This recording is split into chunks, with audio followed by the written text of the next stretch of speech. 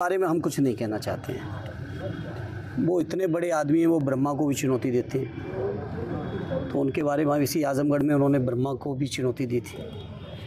तो ऐसे बड़बोले लोगों के जवाब देने की मुझे नहीं समझता कोई ज़रूरत है। हम लोग समाजवादी लोग अपने नेता आदरणीय अखिलेश जी के नेतृत्व में जो उत्तर प्रदेश की जनता की तकलीफ़ें हैं, शिकायतें हैं, परेशानियां हैं, जो अन्याय है, अत्याचार है, शोषण है, भेदभाव है, जाति के नाम पे अत्याचार है, उस चीज़ को लेकर हम समाजवादी लोग उत्तर प्रदेश की जनता के बीच में हैं।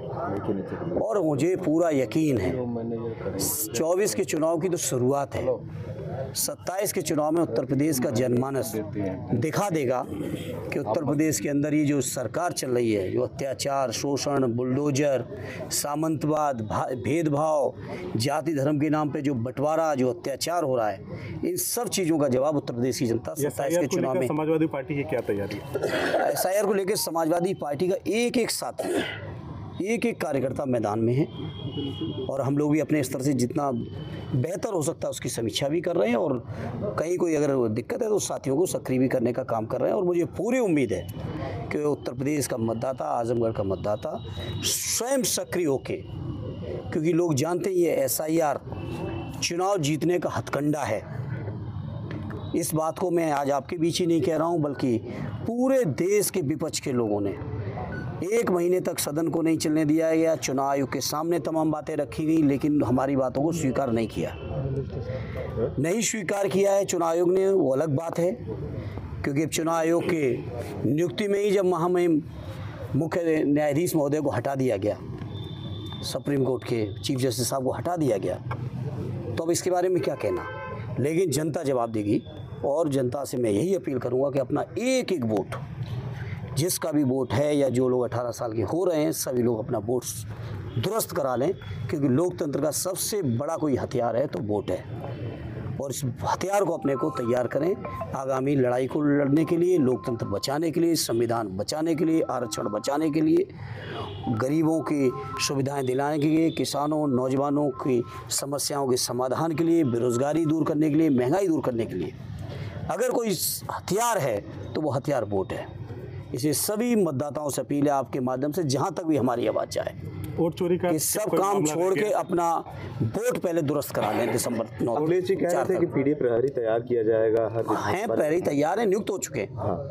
नियुक्त हो चुके हैं, वो कोई मीडिया में देने का सवाल नहीं है। सारे हमारे पीडी प्रभारी जो मतदाता प्रभारी हैं, पीडी प्रहरी हैं, वो सारे लोग तैनात हैं मैदान में।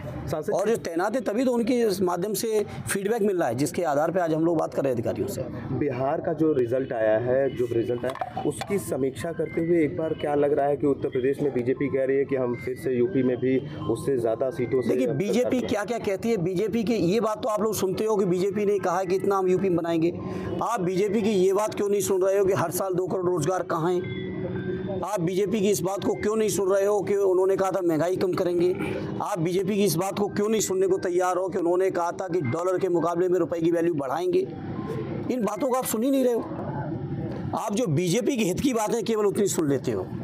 और ये प्रोपगंडा है बीजेपी का, ये ऐसा प्रोपगंडा बना के बेईमानी अख्तियार करके तमाम संवैधानिक संस्थाओं का दुरुपयोग करके बीजेपी जीतती है। सांसद जी, बीजेपी निष्पक्ष चुनाव में उत्तर प्रदेश के अंदर समाजवादी पार्टी और आदरणीय अखिलेश यादव जी के सामने कहीं नहीं टिकेगी। यही बीजेपी तो कह रही थी कि हम 400 लाएंगे, 400 की वादा किया था, क्या दावा पूरा हुआ? इसी बीजेपी के तमाम नेताओं की आपके निकालिएगा अपने रिकॉर्ड से वीडियोस। किसी ने कहा था कि यूपी में 80 जीतेंगे, किसी ने कहा था 76 जीत रहे हैं, किसी ने कहा था 78 जीत रहे हैं। आगे उत्तर प्रदेश की जनता ने परिणाम क्या दिया? लेकिन मैं चाहता हूँ मेरे पत्रकार साथियों, इन तर्कों को भी तथ्यपरक तरीके से आप लोग जनता के सामने रखो कि बीजेपी ने ये कहा था और रिजल्ट ये आया। 43 तो हमारा गठबंधन जीता है, 5 हम लोग हराए गए बेईमानी से काउंटिंग में। और काउंटिंग से पहले की जो बेईमानी थी वो अलग थी। काउंटिंग से पहले की बेईमानी अलग थी। नहीं तो अकेले उत्तर प्रदेश की जनता की वो ताकत थी कि मोदी जी की सरकार को अकेले उत्तर प्रदेश की जनता ही हटाने में सक्षम थी। यही लोग तो दावा कर रहे थे कि 10 लाख से प्रधानमंत्री जीतेंगे बनारस से।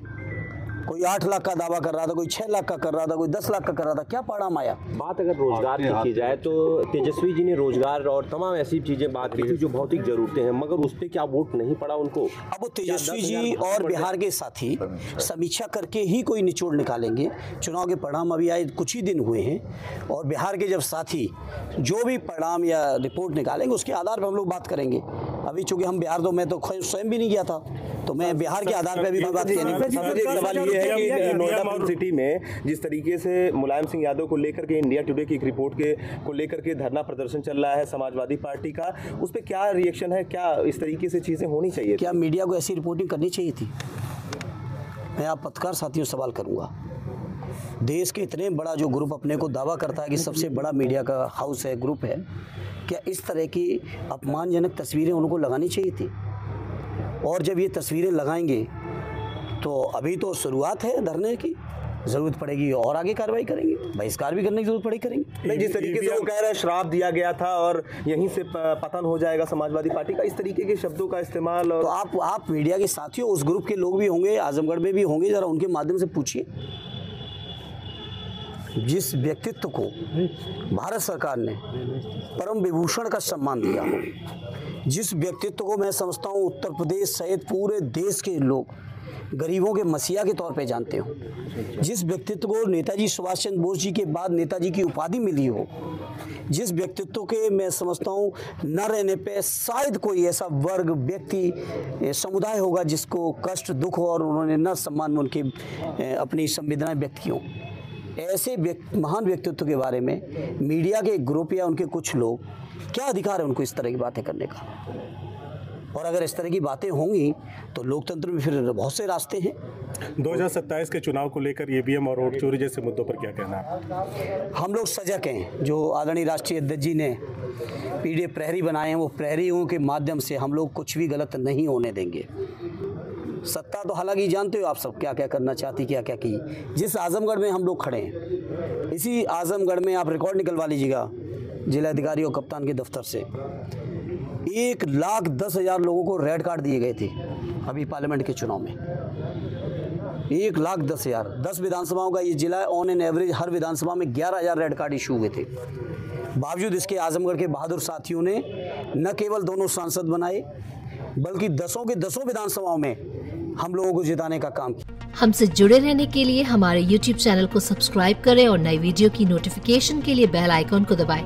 अगर आप ये वीडियो Facebook पर देख रहे हैं तो लाइक जरूर करें और ज्यादा से ज्यादा शेयर करें। धन्यवाद।